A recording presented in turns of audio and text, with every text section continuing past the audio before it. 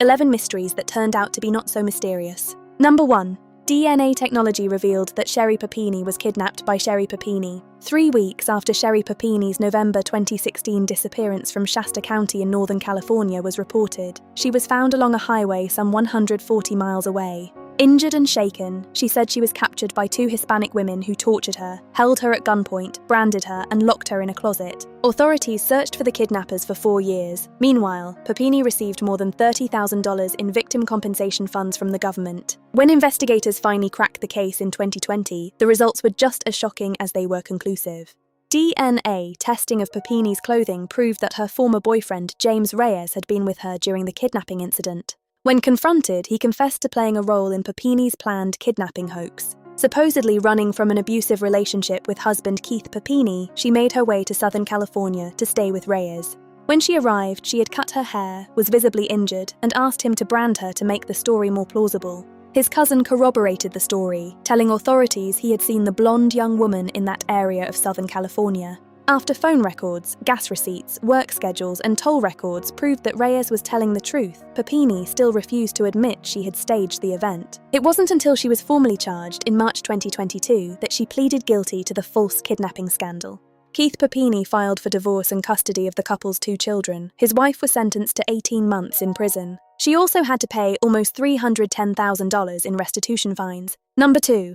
2 girls hoping to escape punishment convinced the world that fairies were real, complete with photographic evidence. In 1917, after an afternoon of playing in a stream near their home in Cottingley, England, 9-year-old Frances Griffiths and her 16-year-old cousin Elsie Wright told their families they had been out playing with fairies. Although the duo only hoped to escape punishment and provide an explanation for Griffiths' sopping wet shoes, the white lie quickly took on a life of its own. The girls borrowed a family camera to prove their tale and photographed Griffiths sitting outside with paper fairy cutouts. Days later, they photographed the young girl with a garden gnome to further their evidence and bolster their story.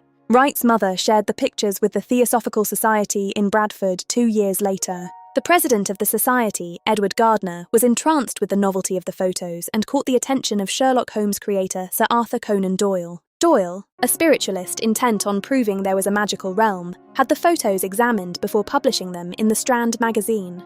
The recognition of their existence will jolt the material 20th century mind out of its heavy ruts in the mud and will make it admit that there is a glamour and a mystery to life. Having discovered this, the world will not find it so difficult to accept that spiritual message supported by physical facts. By the time of his passing in 1930, the world had become entranced by the photos and the possibility of them being real. But alas, they were forged. In 1983, the girls, now women, confessed they had staged the photos as a family prank. Had they not been discovered by Doyle, the Cottingley fairies would likely never have soared to such fame. Number 3. The Seattle Zombie Woman was just a creative protester. In a series of viral TikTok videos in May 2021, a woman named by the public as the Seattle Zombie Woman appeared to walk through Seattle screaming. She was missing large patches of hair and showing signs of extreme distress, so first responders offered her aid.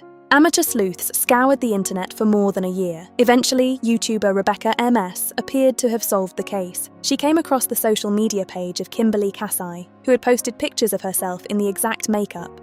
Below the photo was the caption, "I am not your lab rat." It appears Kasai used the stunt as a political protest. Number 4. A family claimed a bully set their son on fire, but video soon showed a different story. According to his older sister Kayla, her 6-year-old brother Dominic was the target of extreme bullying in April 2022. She described how a neighbour lit a tennis ball on fire and threw it at the boy's face. Dominic was hospitalised with burns. However, when police gained access to video footage, they saw a different version. 4 unattended children were playing with fire and gasoline. Authorities released a statement that there appeared to be no evidence of intentional harm to Dominic. Number 5. A supposedly haunted Dybbuk box had an entirely made-up history. When Kevin Mannis first listed his haunted Dybbuk box on eBay in 2003, he warned potential buyers of its paranormal abilities. Supposedly sold to Mannis by a Holocaust survivor, he claimed the wine cabinet held an old restless demon of Jewish folklore inside. He claimed weird smells came from the box. The doors would randomly open, and he had recurring nightmares of an old woman with sunken eyes.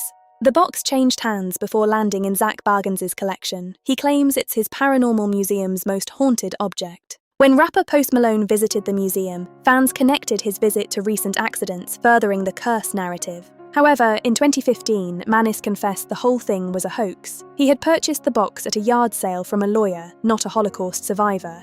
"I am the original creator of the story of the Dybbuk box. The idea that it had history prior to my story is laughable. If anyone can find a reference to a Dybbuk box prior to my eBay post, I'll pay you $100,000 and tattoo your name on my forehead." Number 6. A ghost ship on Lake Superior was just an optical illusion. In October 2016, videographer Jason Asselin captured a haunting sight while filming on Lake Superior during the golden hour. As the sun began to set, he captured what appeared to be a massive ghost ship sailing toward the shore. It remained for half an hour. Because more than 6,000 ships have sunk in the lake's depths, ghost ship stories are common, but this one was caught on video. In reality, psychology professor Mark Becker explained it was an optical illusion produced by the Granite Island Lighthouse 8 miles away. Because the human brain can't use depth perception with only water, the lighthouse produced the same eerie optical illusion. Number 7. A serial killer called the Phantom of Heilbronn evaded capture for 15 years because she didn't exist. Connected to more than 40 crimes and 6 murders over 15 years, her genetic fingerprint was found throughout Germany and Austria. One of her victims was a 22-year-old police officer, spurring a detailed investigation into the country's most dangerous woman. The case finally broke open in 2009 when investigators realized the perpetrator never actually existed. DNA was found on a fire victim. They eventually tied the DNA to an innocent woman who worked in a factory manufacturing cotton swabs in Bavaria. The DNA was on the swabs themselves.